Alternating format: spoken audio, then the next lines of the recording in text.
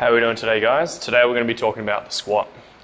So how the video is going to run is that we're going to talk through the setup of just squatting and the movement of squatting first.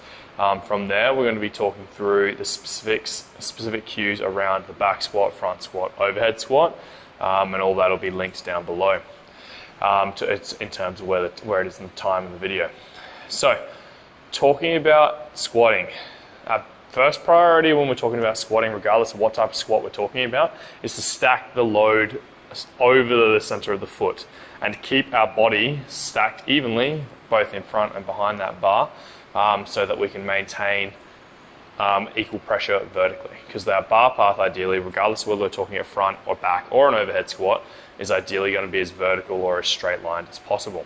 The better we maintain that, the easier the movement's going to be, particularly with something as unstable as like an overhead squat, particularly when we're relating that down to Olympic weightlifting. Now, all these cues are going to be focused around Olympic weightlifting terms, in terms of more vertical and upright, so we're not going to be talking about low bar back squatting or things that are a little bit more relevant to, say, powerlifting, for example. We're going to be talking about getting full range, deeper positions so that we can catch lower for the Olympic lifts. That's deliberate, so if you want to talk more powerlifting based stuff or low bar squatting, or specifically just squatting as heavy as possible for a back squat, which for some people will be a low bar, then this may not be exactly what we're talking about. By the same token, a lot of these things are still going to be very relevant. Okay, so the biggest thing, vertical bar path is what we want, and the biggest thing is to stack, like we said earlier. So when we're talking about stacking, everything starts from the start.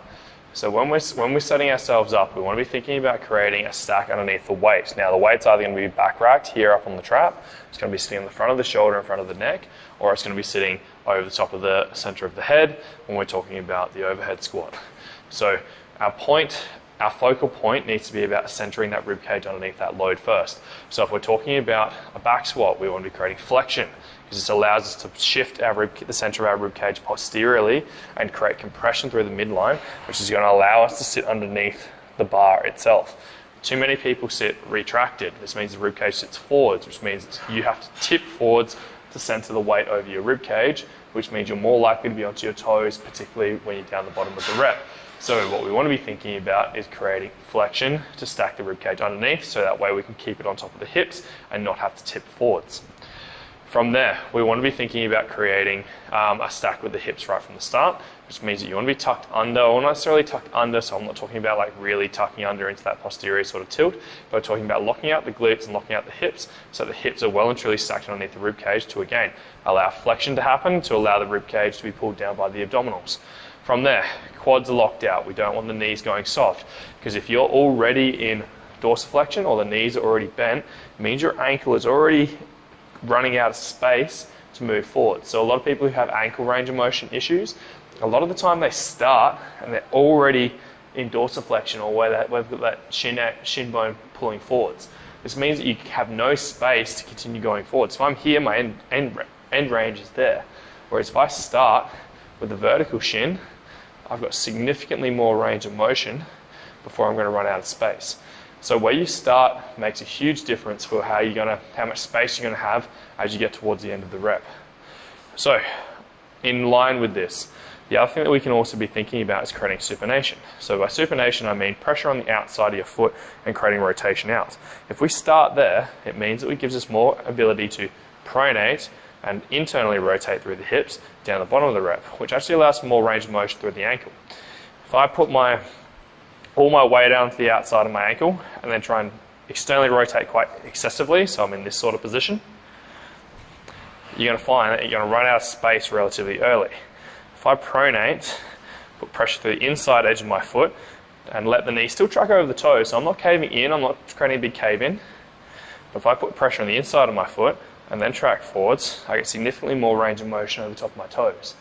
So the idea that we're trying to think about here is creating as much space to move into as possible. More space we create to move into, more space you're going to have down the bottom. So when we start our position, our setup shape, we'll talk about specifics around back squat, front squat, overhead squat, etc. But we want to be thinking about creating pressure on the outside of the foot. We want to be thinking about creating a lock through the quads, tucking the hips under, flexing the rib cage, and then tensioning onto whatever weight that we've got. So if I do that from side on, tension out through the outside of the foot, lock the knees, tuck the hips under, flex into the upper back, and then from there I've got lots of space to move into to allow me to travel downwards. So if I actually go into that shape, what I'm going to be doing, I'm going to break at the knees and the hips equally, so that way we've got equal distance between at the front and back of our body. I'm going to be looking to maintain that flexion. From there, sinking down. As I get to about parallel, I'm going to be needing to create internal rotation through my hip, but pull that tailbone back to create hip flexion. I'm not moving my hips backwards, I'm just rotating the pelvis to maintain neutral spine as I keep that flexion. From there, as I sink down, the knees are going to track forwards and inwards slightly, which is going to allow me to create more knee forward position to allow me to sit upright and to again maintain those positions. From there, I'm going to drive down into the ground, which is going to be done through the inside of the leg and the glutes. So I'm actually going to drive out, I'm going to drive down, and then from there, I create a little bit of external rotation and then internal rotation as I drive out of it. So what I mean by driving down at the bottom of the rep, quite a lot of people are always told knees out, knees out, knees out. Now this is generally an okay cue to use sometimes if you're thinking about if you have someone whose knees are caving inside their feet. Whereas in reality, when we're down the bottom, because our femur is internally rotated, the adductors of the inside of the leg actually create significant amounts of power to drive down into the ground to get us out of the bottom of the hole. That's why you see a lot of people who will have, as they drive, they'll have a little bit of a knee in, and then they'll drive their knees out after that, as they get towards that parallel point. Because down below parallel, a lot of our power is generated through internal rotation, or in other words, this action through the inside of the leg, not through external rotation. And you're actually reducing the amount of power that you can produce by trying to force yourself to stay at end range external rotation. So in the same way that coming in is bad, spending too much time out is also just as bad. We want to move through the mid-range. Mid-range is where the most power is going to be, using all our muscle groups. Because if we didn't need a muscle group, or we weren't going to utilize a muscle group, it wouldn't exist anymore. That's how evolution works. So we do want to be using those adductors, using those glutes to generate force down, not thinking about trying to crank the knees out. Knees out is just a way of generating external rotation and force. But also, your hip extension, in terms of how your leg actually extends, it happens best in internal rotation. In other words, your end range hip extension through internal rotation, where my toes pointing inwards, is going to be better than my end range external rotation if I rotate outwards. So we want to be working through our mid-range to create the strongest possible position we can. So those are the mechanics of our squat, and those are the shapes that we're going to be trying to look for. I'll quickly talk through again, this time facing forwards. So I'm going to supinate, create a bit of pressure on the outside of my toes. In terms of foot position, you want it just outside the hips for Olympic weightlifting generally, to allow the hips to sit on top of the heels. Having said that, there are people who are quite tall that I have who will squat here, and I have people who are actually quite short who will squat out here. It all depends on your hip socket, your feet, your ankle mobility, your torso length. All these things are going to come into play when we're talking about where your exact squat point should be. As a general rule, find out where you're roughly comfortable and then start to work from there and get a coach that can actually tell you exactly where you probably should be squatting biomechanically. And it'll probably change as you get more mobile or get better at certain movements, because you'll be better able to express certain movements. My squat position has actually changed over the years, and that's literally just because my hips and ankles and knees and all those sorts of things move slightly differently depending on what I'm doing.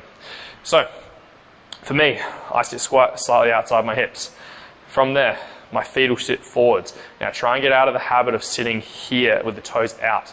The reason for the toes out being a poor thing is it drops us straight into pronation, which means we don't have any space to pronate into anymore, but also reduces the amount of stability you can provide through your calves and actually keep your weight into the heels. So sit closer to a straight position or toes slightly out. Having said that, certain hip structures will prefer to have a toe out position. Again, this is where you need to be talking to a coach who understands their mechanics to be able to go from there. So I do have people who will squat toes out, but as a general case, straighter with a slight toe out, maybe for some people. From there, We are locking, we're sitting pressure closer to the outside of the foot. Having said that, I'm still tucked in on the inside. I just can feel the pressure on the outside, so my feet are arched, so I can pull down into the dorsiflex, flatten my feet out towards the bottom of the rep.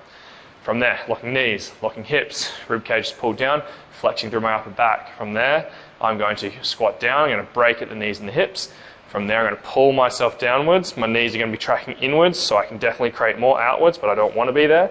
From there, sitting into the bottom, my tailbone's being pulled back. From that position, I'm going to drive straight down vertically into the ground to drive myself out. I might have a little bit of knee shift in to then drive out as I approach parallel, and again, create that lockout and getting late knee extension, ideally for Olympic weightlifting. So late knee extension just means that you're going to stay more stacked, because a lot of people tend to do this sort of action. We want to stay more stacked and more vertical to allow for triple extension to happen, which we talk a lot more about in our clean, snatch, and Olympic and jerk videos. So that's what we're looking for in our squat. Now, we're going to talk specifically through the back squat, the front squat, and the overhead squat. So when we're talking about different squat variations, obviously the bar will sit into different places. When we're talking about back squat, we're talking about that bar sitting up on top of the shoulders. When we're talking about front squat, we're talking about that bar sitting in front with obviously a full front rack. And then when we're talking overhead, we're talking over the top of the head, again sitting over the top of the center of the ribs, center of the crown of the head. For the back squat, what we want to be thinking about is creating pressure downwards, compression. Where a lot of people go wrong is they try and lock their shoulder blades back and down rather than just down. If you're driving your shoulders back, it's going to create extension. Now, there are exceptions to this when we're talking about, again, low bar back squats, things like that, where you're deliberately trying to tip forwards. When you're talking about Olympic weightlifting, you want to be driving down. That way it allows you to stay more vertical. So when you're creating your shape, what you want to be thinking about is pulling down on that bar.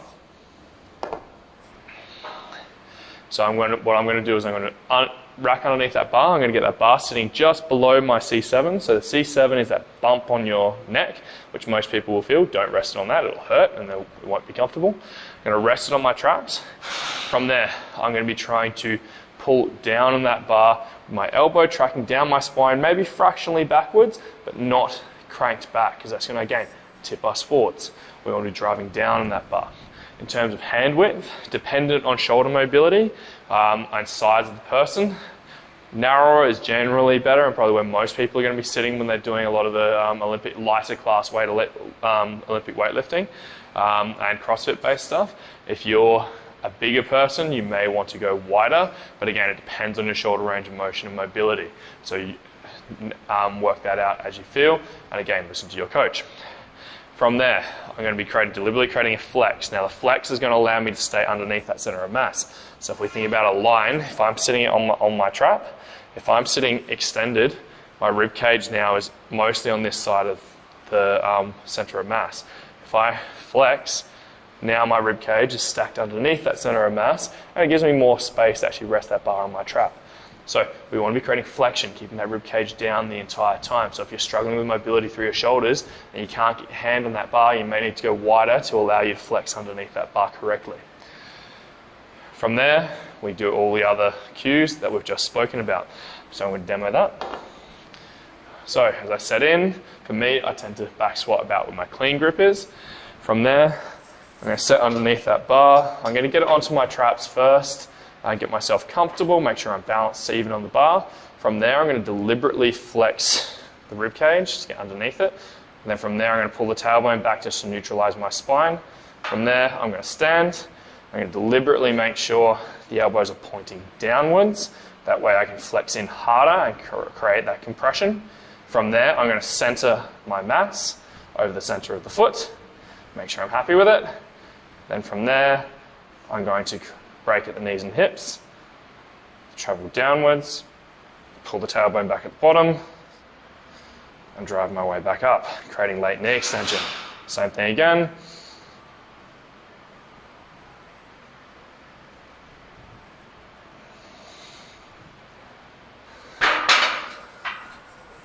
So what you should have seen there is a fairly vertical bar path. Big thing here is learning how to control that shape and maintaining that weight, mass over the center of the foot, which all those things that we spoke about earlier will allow you to do. Practice that and get the sensation of that. Learn to feel it, don't watch it necessarily. Looking at yourself side on in the mirror, trying to figure that out, doesn't help. Feel it, film yourself if you need to, that way you can watch it back afterwards. Okay, moving into front squat. Now, a big difference with the front squat is obviously the bar is sitting further forwards. Also means we need to create more movement through the shoulder itself. Now, what a lot of people will do when they go into a front rack is that they'll rack and they'll start to have, just gonna rest that there, they'll start to have fingers starting to pop out, or they'll start having to really overextend to sit underneath that bar to try and get those elbows high. Remember, your rib cage position actually doesn't change all that much compared to the back squat, just literally a little bit more of thoracic extension. That way the rib cage is, again, underneath the center of mass. It's not moving in and underneath it, which again shifts the rib cage forwards. Or, worse than that, sitting here where there's bars not sitting on anything, in which case you're going to get lots of pressure on the wrists, as well as on the shoulders themselves. So what we want to be thinking about here is, again, stacking that bar onto your shoulders. A really good way is a zombie squat. So if you've never heard of that, if you want to get a good feeling for it, doing a zombie squat can be a great way to start to learn how to position your ribs without having any restrictions from the shoulders themselves. So if we go into that, actually before we talk about that, big thing that we need to make sure of is keeping full grip on the bar. You should be gripping that bar through the whole hand, through the entirety of your front squats. Big reason for that, one, it teaches good habits for your cleans in terms of being able to pull underneath. You can't actively pull if you only have fingers touching the bar. On top of that, it creates more stability and allows you to rotate into that bar better and allows you to actually move through your shoulders and your shoulder blades more. So for me to get in underneath, what I'm going to be creating, I'm going to be pulling my ribcage down, creating a little bit of thoracic extension. From there, I'm going to rotate the shoulder. I'm going to be trying to create shoulder flexion forwards, and I'm going to try and create protraction. So me pushing that elbow forwards, creating protraction, is going to allow me to relax my upper back just a little bit to allow for better rotation to happen and allow that shoulder blade to move in and underneath the barbell, which is going to allow you to, again, stack over the top of the rib cage. So think about relaxing that upper back, rolling the elbows underneath, and then stack the bar on the rib cage. Don't try and hold it there with your upper back, because it's a much weaker position. It's a lot less stacked, and you're more likely to dump forwards, as well as having restriction through your shoulders. And this will also help take pressure off your hands as well. So if I demo that, same thing, I put my hands where I'm going to be cleaning for the Olympic lifts. From there, I'm going to put full grip on the bar. Some people can even hook grip it if they want to, although that's a bit more pressure on your thumbs. From that point there, I'm going to step in underneath. I'm going to set the bar first on the rib cage. From there, I'm going to stand. Still got full hands on the bar.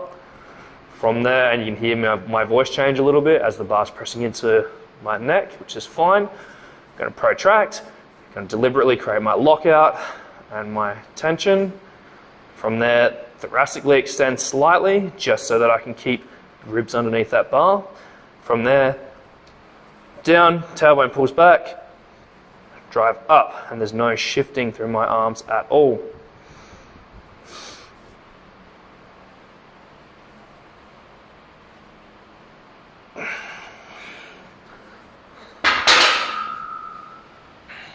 Again, what you should have seen there is that the bar was sitting very vertically, and you should have seen a very vertical bar path, but you should have seen also that I stayed stacked underneath that bar the entire time. And again, this is all about just creating the correct shapes and creating the easiest way to allow that bar to move vertically and to keep yourself underneath that bar. Okay, now moving into overhead squat. So, overhead squat, what we're looking for is exactly the same things that we talked about in the other squats, it's just that we're creating that stack underneath. Now, big thing here is talking about how the shoulder works. Big thing that most people do is they try and search from moving into extension overhead, and typically that comes at the cost of the rib cage. Problem with that is, again, it'll dump you forwards to keep that balance over the top of your center of mass. Whereas what you really want to be thinking about is trying to stack yourself underneath that bar as vertically as possible. And you can actually use the bar as a counterbalance. The same way that you'd use a plate or a goblet squat to squat down into, which you've probably felt feels significantly better. If you haven't, give it a shot. Trust me, it feels a lot nicer. Because it allows you to move your center of mass backwards to stay over the top of your foot. So how we can do this with the overhead squat is to actually shift the bar forwards. Again, if this weight is heavier than you, or even getting close to your body weight, the further you move it backwards, your body has to compensate by moving further forwards. And this is going to happen either at ankles or rib cage, etc. And all these positions are going to dump you into your toes and make you feel like you've got no ankle range of motion. Also mean your hips are going to stay underneath and you're going to start winding going up onto your toes to try and control that shape, rather than being able to sit back into it. So if you need to move backwards, you have to move something forwards. And with an overhead squat, you've got that something to move it forwards. So rather than sitting back here and trying to sit over the back of the shoulder where there's not really any much body underneath, stack that bar forwards, over the top of your ribs, over the top of your center of your head, center of your ribs, center of your hips, and center of your foot. Better you do that, easier it is. Now, how do we do that? Next thing we want to think about is creating flexion through the upper back and creating elevation and internal rotation of the arm. If you create elevation, your shoulder will naturally internally rotate. That little bit of internal rotation allows you to flex and create more space through the shoulder joint itself, which is going to allow you to, again, shift posteriorly, move the bar forwards as you're coming down. If you externally rotate, it's going to create retraction or extension through the thoracic spine, which is going to push the ribs forwards. Again, if the ribs go forwards, the bar's going to go back. If we want that bar forwards to allow us to shift our hips backwards, then we first need to create a stack. So, to create that stack, what I want you thinking about when you're going overhead is to press and elevate. Obviously, when I say elevate, I'm not talking about like shoulders trying to touch your ears or anything like that. I'm literally saying just a little bit of a press up, because that's going to allow you to flex through your upper back, which is going to allow you to keep it stacked over the top of your head, which is going to allow you to maintain that position as you go into your overhead squat. So, think about maintaining that ribcage position as you're doing it. Now, from there, we'll do a demo, and then that should cover our squats. So, obviously we're looking for our snatch grip here.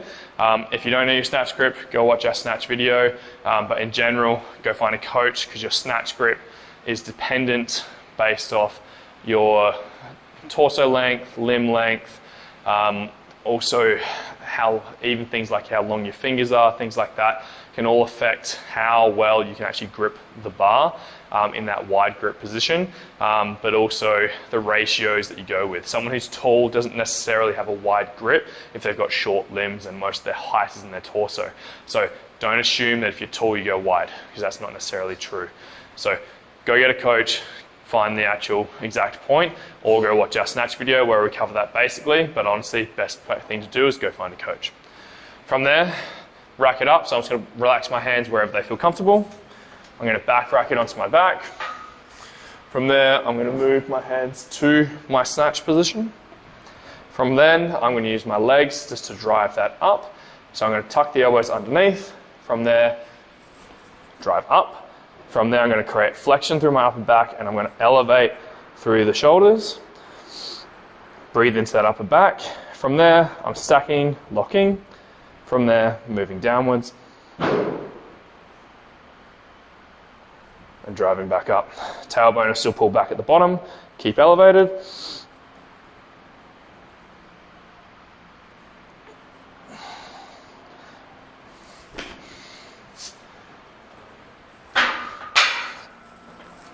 And there's your overhead squats. Now, obviously, these positions are something to work on, particularly learning how to control that center of mass. So practice it, work on it at light weights, and gradually build that understanding so that you can hit it in the heavier loads, and you'll find that that'll get a lot easier. Cool, I hope you guys enjoyed that. If you have any more questions, flick us a message. If not, thanks for watching.